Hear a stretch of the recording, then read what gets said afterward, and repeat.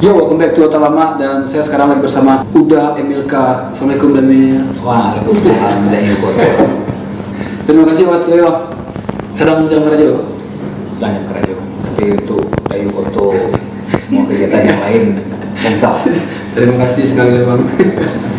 Jadi untuk sana ketahui Uda Emilka aku adalah orang di balik layar dari program-program dan sanak-sanak saya lihat di sebelumnya di Trans TV ya.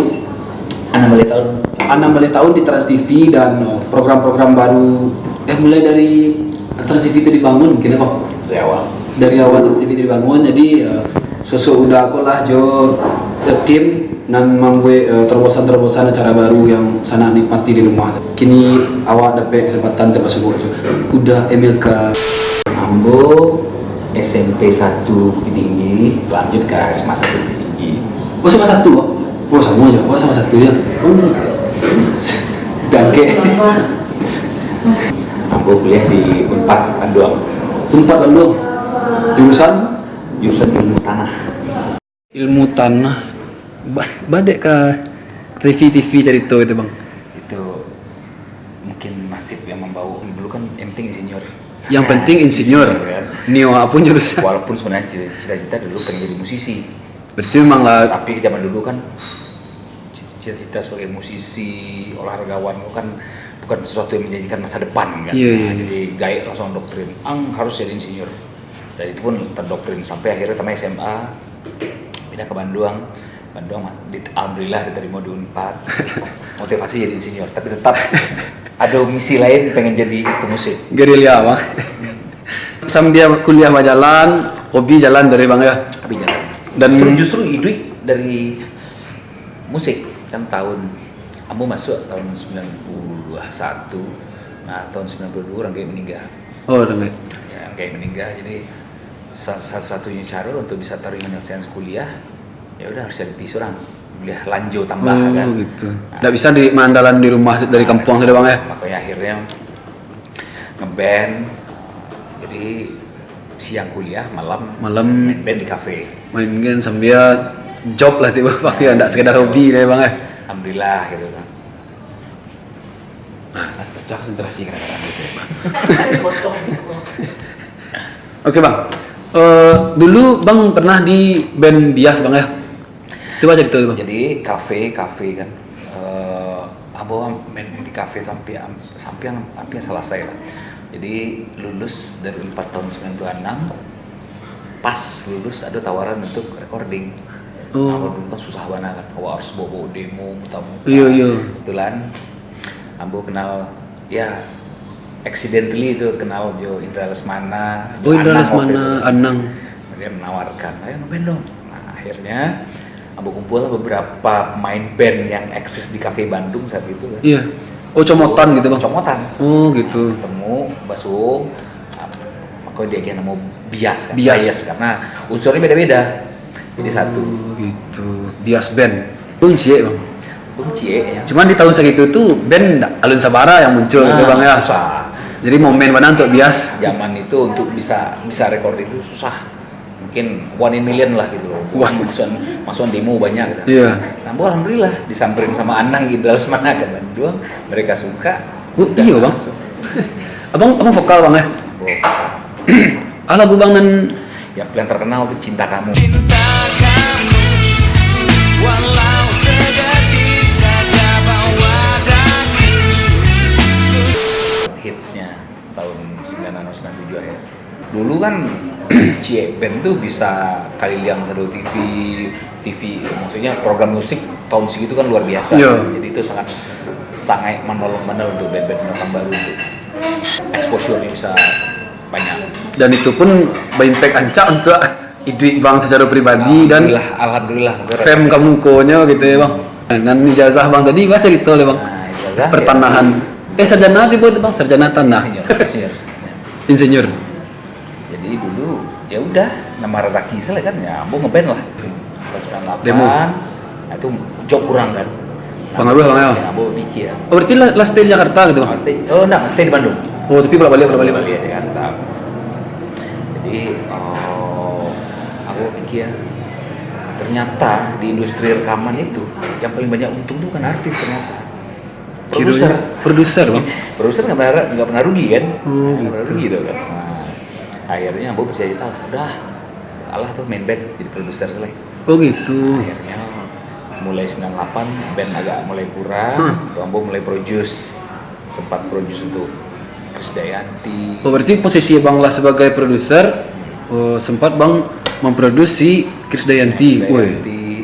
Terus Shanti dulu kan Shanti. Shanti Marcel gitu bang ya? Marcel Memes. waktu itu.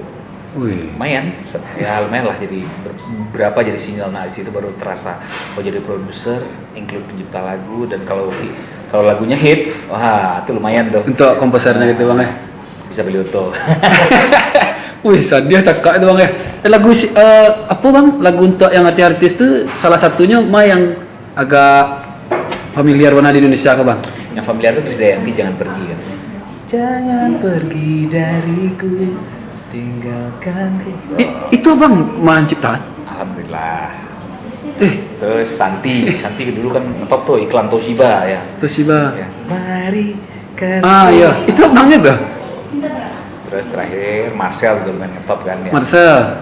Berarti sampai kini tuh bang royaltinya masih ngalir? Masih bang ya? Selama itu masih dipakai? Sakit. Vokal atau gitar atau komposer bang ciptaan tuh otodidak atau? Otodidak. Kamu udah bisa baca not balok bisa. Iya. Oh sama bang jo meligus bang. Nah cari tuh bang sampai ke Trans TV bang. Jadi, nah setelah itu kan aku udah kayak Krisdayanti kan. Jadi waktu itu Krisdayanti tuh punya acara baru di Trans TV kan baru buka tuh tahun 2002 kan, namanya KD Show. KD Show. Nah jadi Krisdayanti minta tolong Ambo untuk bantu kreatifnya lah di TV kan.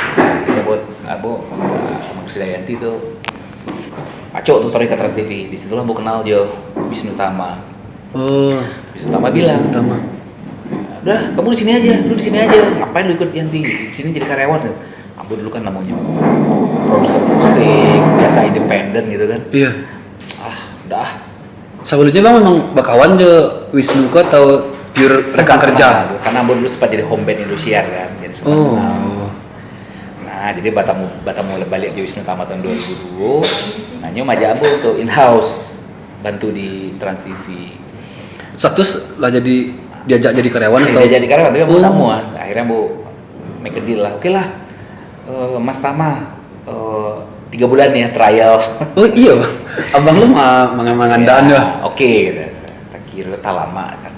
Kalau Ambo sih tadi berpikir itu ternyata musik, audio dan visual pun nggak bisa dipisahkan. Iya bang. Kalau audio saya orang dengar radio saya kan. Tapi orang gini kan nggak punya kalau cuma dengar radio, lagu rancak tapi nggak tahu gambarnya. Nah, jadi lah pakai komplit gitu bang ya? Di situ Ambo tertarik, wah gue harus belajar visual. Nah, belajar lah dari nol. Masuk Ambo sebagai kreatif director, belajar. Yang tadi 3 bulan, akhirnya jadi 16 tahun. Lama, berarti emang disitulah Basobo punya bang ya? Nah, situ Basobo. Jadi berangkat dari musik, terus setahun Ambo diangkat jadi produser musik. Iya. Nah, tahun 2005. Nah, tuh tiba-tiba Ambo di Mas Tama ini tipikal bos yang suka memberi tantangan yang gila-gilaan gitu. Iya. Mice, lu pegang drama aja tuh. Drama bang? Iya. Drama tuh, drama, film, semuanya berbentuk inilah. Itu yang horor-horor yang apa dulu itu bang, bang ya? Waduh, Mas saya nggak bisa, nggak ini. Udah lu coba aja dulu. Nah, jadi akhirnya tapuru lo di drama kan. Baraja lah, tiap hari syuting sampai subuh, bawa membuat sinetron, bawa membuat gambar yang rancak, bawa mengerti naskah yang rancak, how to produce. Itu barunya dari nol. Cuman itu produksi memang pure dari pihak Trasnya atau pihak luar gitu bang kerja sama? In-house. Jadi sadunya karyawan jadi. Dan Ambo ibaratnya didaulat jadi produser drama tapi yang tidak mengerti drama sama sekali. Alhamdulillah tahun 2006 dapat kesempatan untuk sekolah kerja drama film di Jerman. Sempat. Terus stay di situ bang atau? Ya, stay di Jerman setahun. Untuk kerja drama lah. Oh, iya. How to manage lebih how to manage drama film. Itu standarnya lebih tinggi sih bang ya kalau dibanding. Nah, itu agak ilmu sih, Iya. agak artis deh kan. Internasional kan. Dari situ sampai kayaknya, berarti akhirnya Ambo emang lebih fokus di visual, di drama dan film. Posisi bang di pas bang keluar tuh lama gitu bang. Ya terakhir Ambo keluar tahun 2016 itu Vice President ya. Vice President. GM untuk film drama sport gitu. Wih banyak dan di bawahnya bang ya. Ya lumayan gitu. Ambo sendiri pun udah sadar, toh kok bisa Ambo yang tadinya seniman murni bisa sampai di posisi itu kan. Jadi tibonya lebih dari 52% program-program nan sanak saya lihat di Trans TV itu ya udah apalah nan di belakangnya kan. Otaknya satu ya. Pindah dari itu tuh dari Transco emang ada problem atau emanglah cukup lo atau apa gitu bang? Sebab kan Trans kan yo sedang-sedang apunya gitu, Ya. sedang mantap kan. Sebenarnya sih Ambo merasa Ambo lah terlalu lama adalah comfort zone lah, 16 tahun itu comfort zone. Karena seharusnya untuk sebagai seorang yang kreatif ya jangan terlalu lama di comfort zone, karena akhirnya itu kan basobo jo rutinitas taruh gitu loh. Iya. Nah Ambo rasa wah seharusnya Ambo harus coba keluar dari situ untuk bisa mencari tantangan yang lain gitu. Oh gitu. Nah, akhirnya Ambo memutuskan keluar, resign tahun 2016 dan baru usaha seorang. Nah, akhirnya join lah dia orang-orang adik, kebetulan adik-adik Ambo juga. Di Makarya kita dalam waktu setahun setengah baru sini bisa produce 2 film. Iya. Pertama Surau Sile, yang kedua Liam dan Laila, film yang dulunya kental nuansa. Kental aja Minangkabau ya bang ya. Jadi itu kebanggaan Minangkabau tuh bang. Karena Ambo 16 tahun kerja perasaan Ambo alum membuat satu karya yang ada sumbangsi atas tanah kelahiran Ambo kan. Iya. Jadi pas waktu itu pengen relax, keluar dari rutinitas TV yang so hektik itu 16 tahun kan. Nah, gue film yang benar-benar betul-betul Itu kan aspirasi. emang yang Bang Nio tawakili di film tuh bang. Lucunya itu sih sebenarnya, karena emang Ambo cita-cita untuk membuat sesuatu untuk Minangkabau itu emang lama waduh. Cuman waktu itu mungkin karena Ambo sibuk dengan rutinitas gitu kan, jadi itu tatundu taruh akhirnya waktu itu datanglah seorang anak muda, orang awak kakak tua, namanya Arif Malimudo. Arif Malimundonya posisinya di Nah, Nyok itu baru lulus S2 isi Solo, jurusan perfilman. Nyobalah tesis terakhir itu. Tesis tapi naskah film. Discuss gitu, bang baca kira-kira Ambo buat tesis. Ambo mencari kalau tesis itu bisa jadi komersil tuh. Langsung lah naluri bisnis mengari kan. Iya. Kayaknya baru balah Feeling industri. feeling orang awak kan. Mengalir Lego. Jadi tesis tuh ya jadilah sesuatu yang kami dengan sedikit retouch lah jadi naskah yang Cerita untuk standar industrinya gitu bang ya. Jadilah Surau dan Sile. Alhamdulillah film Minang pertama yang bisa tayang nasional gitu. Perdana bang ya dari Minang, kebanggaan Minang mana bang ya. Dan itu pun sempat ke luar negari bang kan? Alhamdulillah waktu itu sempat kita tayang di 5 kota di Australia. Wah. Nah, terus sempat juga tayang di Amerika. Amerika bang? Sampai kota ya. Sempat di Los Angeles, Dallas, New York, di Washington. Terus sempat menang festival juga, kita diundang festival di Florence, Italia. Itu baru beberapa tahun terakhir tuh masih di invite ya. Kalau film itu punya semacam undangan sesuatu ya, masih taruh diundang. Terakhir tuh kita diundang ke Aljazair, Prancis. Iya bang. Wih. Dia ngeri Surau Sile kan. Ya kan lah coba lah 2 film Minang kan. Surau Sile yang batu-batu itu hampir 90% tuh dibuat di ranah Minang dengan pemain Minang, hampir semuanya pemain baru. Bukit Tinggi dan sekitarnya bang ya.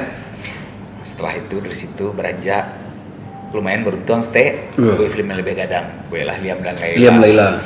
Dengan Nirina Zubir dan Laila. Si Bule itu bang ya. Dan Jonathan Cerada. Bang lah di MNC gini ya bang ya. Ya, jadi setelah Ambo Rasul 1,5 tahun,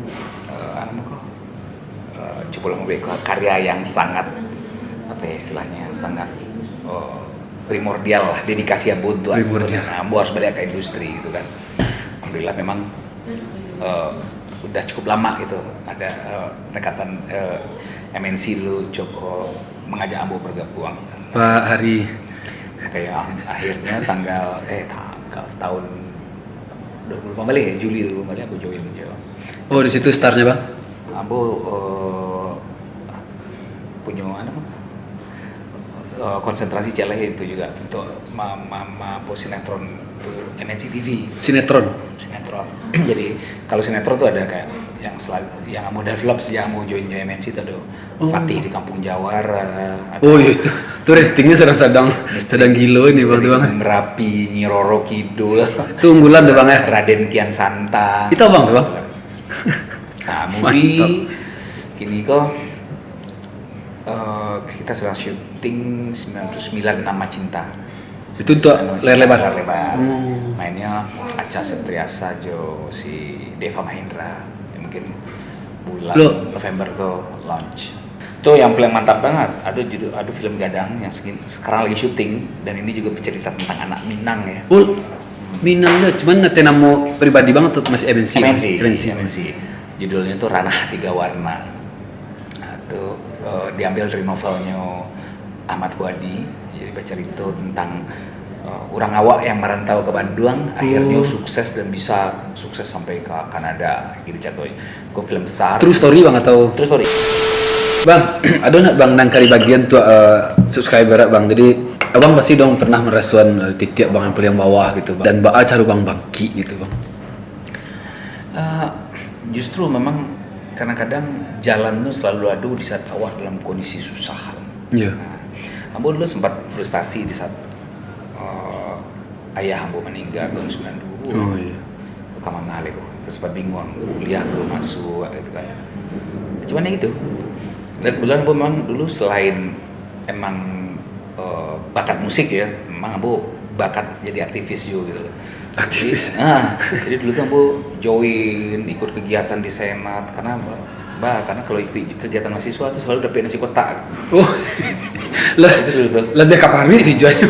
Karena susah kan, baru itu susah kan. Jadi ya kalau ikut aktivitas kan ada pasti ada konsumsi kan. Sama ya. Jadi sibuk sih lu ya makan aman gitu. Triknya untuk survive ya. Survive kan karena itu pas-pasan. Iya bang. Dari situ mau belajar organisasi, mengelola suatu komunitas gitu kan, organisasi lah, mengelola orang-orang untuk membuat atau melakukan sesuatu gitu. Mungkin ilmu manajemennya dari sini karena biasa di organisasi jadi pasti saya masuk ke sebuah perusahaan yang besar gitu kan, jadi kita udah nggak kagok menghadapi orang gitu kan lah. Sebab lado persiapan sebagai biasa mengelola orang gitu kan. Nah, itu mungkin cukup sangat apalah menolong. Nah balik ke tadi cara bangkit itu kan tarumu di saat orang kayak aduh kuliah wak merantau jauh. Akhirnya solusinya udah belum suka nyanyi, buat band, tiba-tiba bandnya ditawarin main di kafe. Iya. Alhamdulillah dari main di kafe itu pada tahun segitu ya, antara tahun 93 sampai 96 itu penghasilan lumayan. Sampai ambo bilang ke orang kayak manusia mau enggak usah dikirim gitu. Salah menutui apa namanya? Kehidupan di sini dulu bang ya, uang kuliah, kos, bisa menabung stay dari situ. Kalau ambo tipikal yang ya udah kalau masalah tuh jangan lari dari masalah, masalah tuh. Dan setelah masalah itu selesai, itu lebih pikiran lah. Jadi selalu looking forward to next selesai gitu bang ya. Kamu kotari, nggak usah cilek bakar. Jangan pernah menyerah, karena awak tidak pernah tahu bahwa kesuksesan itu ternyata muncul dari satu tampek yang awak sendiri mungkin awak frustasi gitu kan. Nah, tapi karena frustasi awak akhirnya give up, menyerah. Padahal sebenarnya kalau awak coba yang sekali lagi untuk melakukan mungkin di situlah titik keberuntungan. Situ gak gitu bang. Nah, situ titik keberuntungan. Kadang-kadang orang suka betul. Jadi ya udah ada kesempatan coba tarik. Itu sama kayak itu perlu kena calai ya banyak, terutama falsafah Minang ya yang membuat orang struggling gitu bahwa Dima bumi dipijak, sini lagi ada dijuang itu memperadu bana. Betul. Sebagai bangsa merantau ya harus pandai-pandai bawa diri. Mencocokan, beradaptasi taruh gitu bang ya. Itulah.